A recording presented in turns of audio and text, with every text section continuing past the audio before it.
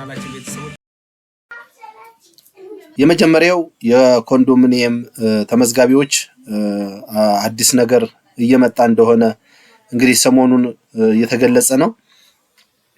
በዚህም ኮንግራ የሚያስብሉ ወይም እድለኞችን ኮንግራ የሚያስብሉ አንዳንድ ስራዎች እየመጡ ስለሆነ እዚያ ላይ ፎከስ አድርገን መረጃዎችን እንሰጣለን።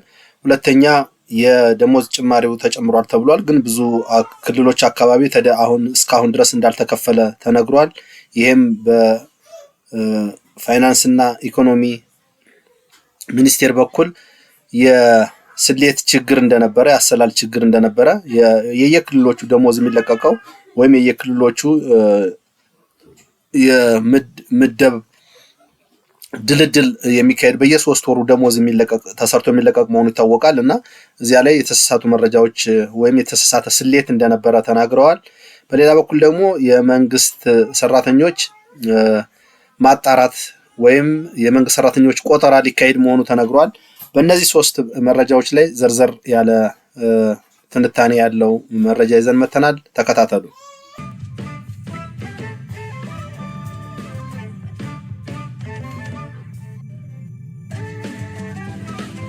መረጃችን እንግዲህ በቤቶች ልማት 1997 እና 2005 እንግዲህ ብዙ ሰዎች ተመዝግበዋል። ከ600 ሺህ በላይ ቤት ፈላጊዎች አዲስ አበባ ከተማ አስተዳደር ተመዝግበው እየተጠባበቁ ነበረ።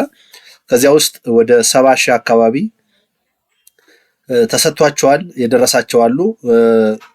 ከ2005 በፊት ደግሞ 150 ሺህ አካባቢ ቤቶች አጠቃላይ 270 ሺህ አካባቢ ቤቶች ከተመዝጋቢዎች መካከል እንደተሰጣቸው መረጃዎች ያሳያሉ። በ2018 ደግሞ በተለየ መልኩ ተገጣጣሚ ቤቶችን በመስራት መንግስት ለብዙ የቤት ፈላጊዎች ተደራሽ ለመሆን እየሰራሁ ነው በማለት ሰሞኑን እንግዲህ የቤቶች ልማትና ከተማ አስተዳደሩን ጨምሮ በፌዴራል ደረጃ ያሉ አመራሮች ጉብኝት ባደረጉባቸው በተለያዩ ሳይቶች ላይ ይሄንን ሐሳብ ሰጥተዋል። እንግዲህ ይህ ሐሳብ አንዳንዶቹ ከ2018 ከምርጫ ጋር የሚገናኝ ነው፣ ብዙም ተግባራዊ የሚሆን አይደለም የሚል ጥርጣሬ አለ። ግን እንግዲህ በመንግስት በኩል ምርጫውንም አስታከው ሊሆን ይችላል ቤቶችን ለማድረስ እየሰሩ መሆኑን ይሄ አንዱ ትልቅ መረጃ ነው። በመሀል ከተማም ወጣ ብለውም በተለይ በኮሪደር ልማት የተነሱ ሰፈሮች አሉ። በእነዚህ ሰፈሮች ላይ አዳዲስ ሳይቶች እየተገነቡ መሆኑን በጣም አማላይ የሆኑ እስከ G+12 ድረስ የቅንጦት ቤት የሚመስሉ እየተሰሩ ነው። እንግዲህ እስኪ ተስፋ እያደረገ ነው። እውነት እዚህ አካባቢ የሚወጡ መረጃዎች አንዳንዶቹ የምስራች የሚያስብሉ ናቸው፣ አንዳንዶቹ ደግሞ ከፖለቲካና ከምርጫ ጋር አያይዘዋቸው የሚሆን አይደለም የሚሉ አስተያየቶችም እየተሰጡ ነው። እንግዲህ ተመዝጋቢዎች መቆጠባችሁን ቀጥሉ የሚል መልእክት ተላልፏል። እሱን መጠበቅ አስፈላጊ ነው። ምክንያቱም በ9 ወር እስካሁን በ9 ወራት ውስጥ የተገነቡ ቤቶችን ሲጎበኙ ባየነው መሰረት ምስሉን እንደምታዩት በ9 ወራት ውስጥ ከ4000 በላይ ቤቶችን እንደተገነቡ ነው የሚያሳየው። በቀሪ 6 ወራት እና ከዚያ በላይ ደግሞ በአመቱ መጨረሻ እስከ 150 ሺህ ቤቶች ይገነባሉ የሚል መረጃዎች እየወጡ ነው። እንግዲህ ለተመዝጋቢዎች ወይም እየቆጠባችሁ ላላችሁት ምናልባት ተስፋ የሚሰጥ ይሆናል ብለን እናስባለን።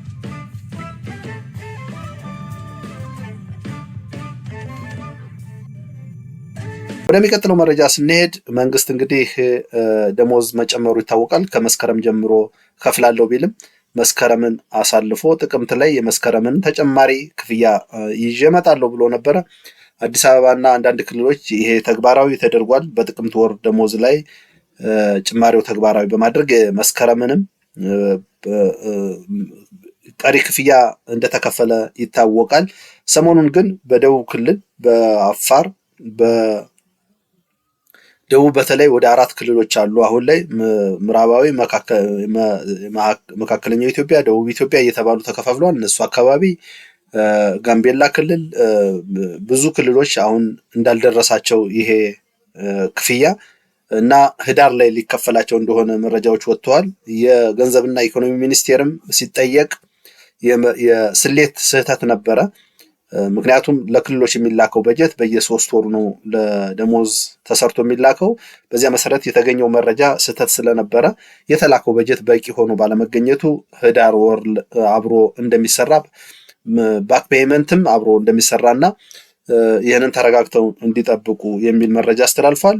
ይሄ ከአንድ ትልቅ ተቋም እንደዚህ አይነት ስህተቶች እንዴት ሊፈጠሩ ቻሉ የሚሉት ብዙዎች መነጋገሪያ ሳምንት እንደነበረ አይዘነጋም። በእርግጥ እዚህ አካባቢ ምን ያህል ቸልተኝነት እንዳለ የመንግስት ተቋማት ምን ያህል ችግር እንዳለባቸው የሚያሳይ መረጃ ነው ማለት ይቻላል። የመንግስት ሰራተኞች ቆጠራ ሊካሄድ መሆኑ ሲቪል ሰርቪስ ኮሚሽን ተናግሯል። እንግዲህ ሰራተኞች ለምን ቆጠራ አስፈለገ የሚል መረጃዎች እየወጡ ነበረ። ሲቪል ሰርቪስ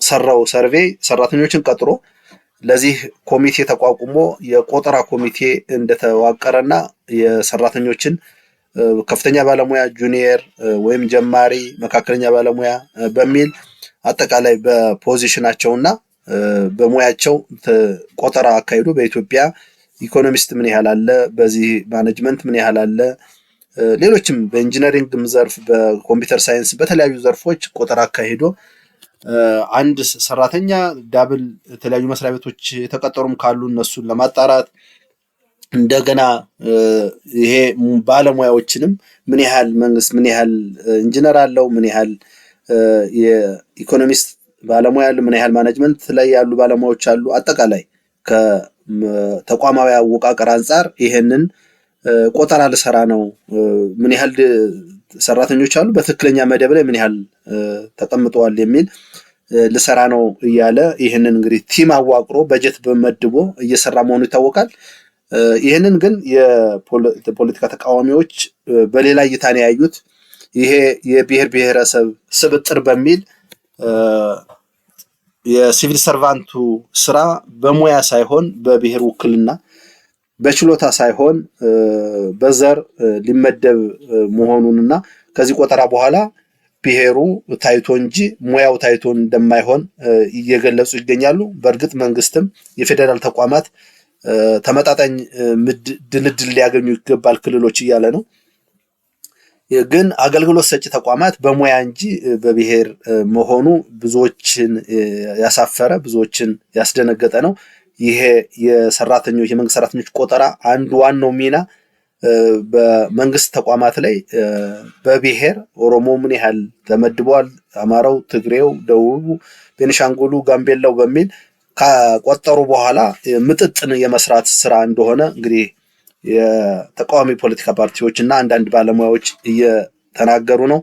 መንግስት ግን የሚለው ስራን እና ሙያን ለማገናኘት የሚሰራና የማይሰራውንም ለመለየት ከዚያ በኋላም ፐርፎርማንሳቸውን ወይም ምዘና ለማካሄድ እሱን ማወቅ ያስፈልጋል የሚል ትንታኔ እንደሰጠ ይታወቃል። የዛሬ ዋና ዋና መረጃዎቻችን እነዚህ ነበሩ። በሌላ ፕሮግራም በሌላ መረጃ እስከምንገናኝ ቸር እንሰንብት።